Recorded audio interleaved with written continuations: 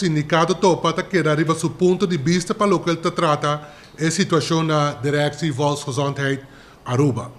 Riba 21 de maio de 2019, senhor Jerry Staring arranha tá bom para fazer uso de meio de comunicação para criar a imagem que dita é vítima de persecução e como tal, depois de a razão diante corte riba 20 de maio, que passa a base de, assim chamar na inglês, technicality legal, aquele que por estatuto local a passa na BGD tempo de seu mandato. O sindicato topa a rechazar a imagem aqui, que a word criar, e trabalhadores de DVG a sair manifestar a passar contra o senhor Jerry Staring para motivo de mau manejo, intimidação e a criar ambiente laboral inhumano para trabalhar.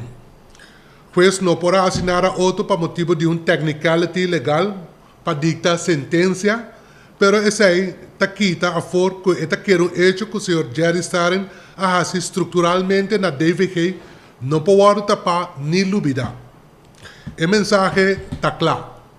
Nós, no nome de membro do sindicato topa trabalhando na DVG, está informar a prensa que nós, como trabalhadores de DVG, não está aceitando o senhor Jerry Staring trabalhando como diretor na DVG nunca mais.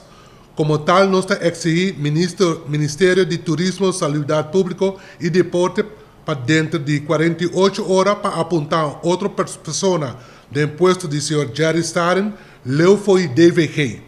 Trabalhador está indignado para a forma inhumana que o senhor Jerry Staring a trata trabalhador, acompanhar para seu mandrete e jefe de personal zaken, de caso aqui não está referindo ao senhor Dias.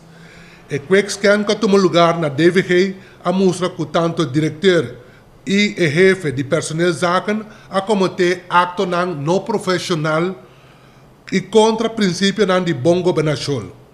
Como tal, trabalhador não tem confiança no senhor Jerry Staring nem no senhor Edgar Dias a base de resultado de investigação e tantíssimo que o Ministério encarregado com saúde pública tampouco não tem confiança em pessoas aqui para encarregar de não função.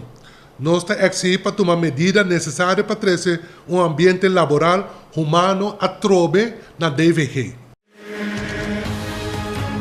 Essa aqui é Arubiano, o website